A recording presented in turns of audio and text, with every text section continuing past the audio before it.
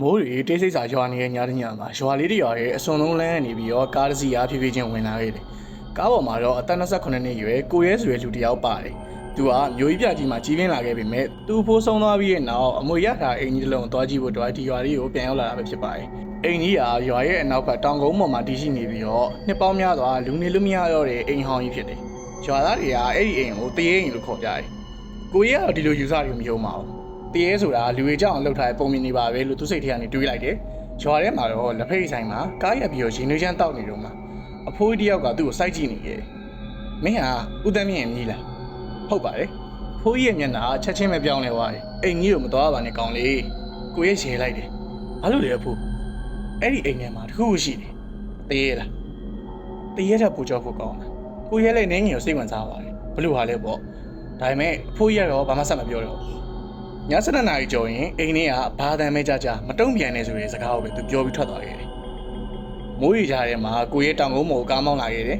။အိမ်ကြီးကိုမြင်လိုက်တဲ့အချိန်မှာသူတော်မှခဏတာအသက်ရှူရမိသွားတယ်။အိမ်ကနှစ်ထပ်တက်သားအိမ်အပင်နေရာလေးဝိုင်းထားတယ်။ပြင်းမောက်တချို့ကလည်းကျိုးနေတယ်။နိုင်ရံနေမှာရေစုအမဲဆက်တွေပြည့်နေတယ်။တကားကိုဖွင့်လိုက်တဲ့အခါကျွီးဆိုတဲ့အတန်ကြီးထွက်လာတယ်။အိမ်ထဲမှာဖုန်ထူနေတယ်။ဒါပေမဲ့ထူးဆန်းတာတစ်ခုရှိတယ်။ဖုန်နေကြားထဲမှာလူတစ်ယောက်လမ်းလျှောက်ထားတဲ့ခြေရာတွေကိုတွေ့ရတယ်။ဒီမှာတယောက်ရှိနေတရားလားလို့သူစိတ်ထဲမှာမေးခွန်းထုတ်လိုက်တယ်။အပေါ်တက်ကိုတက်သွားပြီးတော့အခန်းတစ်ခန်းကိုရှင်းလင်းပြီးတော့အနားယူကိုပြင်ဆင်လိုက်တယ်။ည7 နာရီလောက်မှာမိုးကပိုသေးလာတယ်။လျှက်စီးလေးလက်လာတယ်။လီတွေကလေးကျန်းနေပေါ့ဗျာ။ကိုရဲ့စားအုပ်ဖက်နေတော့မှတကားခောက်တံကြားလိုက်ရ။သူ့နာရီကြည့်လိုက်တော့7 နာရီ45။အဲ့ဒါနဲ့ကိုရဲ့ကလည်းဘာတူလဲဆိုပြီးမိလိုက်တော့အပြင်ကနေပြန်ပြေးတဲ့တံကြားအောင်။ခဏနေရောနောက်ထပ်တစ်ခါတကားခောက်တံကြားရတယ်။တကားဖွင့်ကြည့်လိုက်တော့အပြင်မှာဘယ်မှမရှိဘူး။လမ်းလျှောက်တန်တစ်ခုကဝေးရကိုထွက်သွားလို့ကြားတယ်ကျွန်တော်ဗျာကျွန်တော်ရဲ့ရှေ့ရနေပြီးတော့ဖျက်လျှောက်သွားပြီးတော့မှဘေးဘက်ကိုထွက်သွားလို့မျိုးပေါ့အဲ့လိုမျိုးကြားရတယ်ကိုရဲလည်းအနေငယ်ကိုကြောချမ်းလာ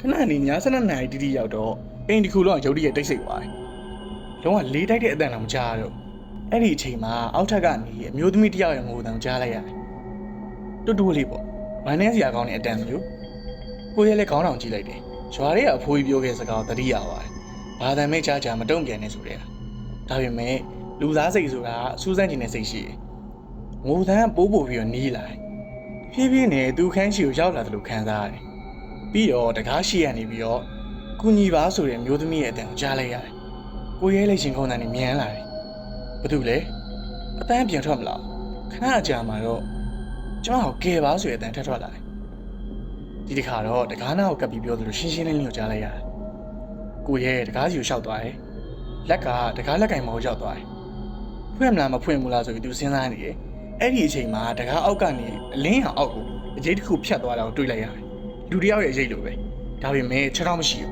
။ကိုရဲရုပ်တရက်နောက်ဆုတ်သွားတယ်။တကားအပြင်ဘက်ကအတန်ကြီးရဲ့အတန်ဖြစ်ကိုပြောင်းသွားတယ်။ပြီးတော့တဖြည်းဖြည်းဝေးသွားတယ်။မနေ့ရောက်တော့ကိုရဲတညလုံးမအိပ်နိုင်ခဲ့ဘူး။အိမ်ထဲကိုလေးလာဖို့ဆုံးဖြတ်လိုက်တယ်။အပေါ်ကနောက်ဆုံးခန်းကိုဖွင့်ကြည့်လိုက်တဲ့အခါတကားကတော့ခတ်ထားတယ်။ဒါပေမဲ့တော်ဟောင်းချောင်းနိုင်ရမှာတွေ့လိုက်ရတယ်။တော့ဖွင့်လိုက်တော့အခန်းတစ်ခုလုံးဖုံးမတက်ဘဲနဲ့တန်ရှင်းနေတယ်။နှစ်ပေါင်းများစွာလူမနေတဲ့အိမ်မှာဒီခန်းတစ်ခန်းနဲ့တန်ရှင်းနေဆိုတော့မဖြစ်နိုင်ပါဘူး။အခန်းအလယ်မှာမှန်ကြီးကြီးတစ်ချက်ရှိနေ။မှန်နဲ့ကိုကြည့်လိုက်တဲ့အခါသူ့နောက်မှာအမျိုးသမီးတစ်ယောက်မတ်တက်ရက်နေတယ်လို့မြင်လိုက်ရတယ်။ကိုရက်လန့်ပြီးတော့နောက်ကိုချက်ချင်းလှည့်ကြည့်လိုက်တယ်။ဒါပေမဲ့ဘယ်သူမှမရှိဘူး။ပြန်လှည့်ကြည့်လိုက်တော့မှန်နဲ့အမျိုးသမီးကလည်းပျောက်သွားတယ်။ဒါပေမဲ့မှန်ရဲ့အောက်ခြေမှာစားတစ်ချောင်းပေါ်လာတယ်။အဖုံတွေကြားထဲမှာလက်ချောင်းနဲ့ရေးထားတယ်လို့မျိုးအောက်ထက်မြေရောက်ခန်းကိုမစင်းမာနဲ့ဆိုရင်စာကိုကိုရဲမြင်လိုက်ရတယ်။အဲ့မှာကိုရဲလည်းမျက်လုံးပြူသွားပြီးတော့သူဒီစာကိုရေးမထားဘူး။ဒီအိမ်ထဲမှာရှားတယောက်ရှိနေသိကြပါပြီ။ဒါပေမဲ့မစင်းမာနဲ့ဆိုရင်နေရာကိုမြင်နေလေ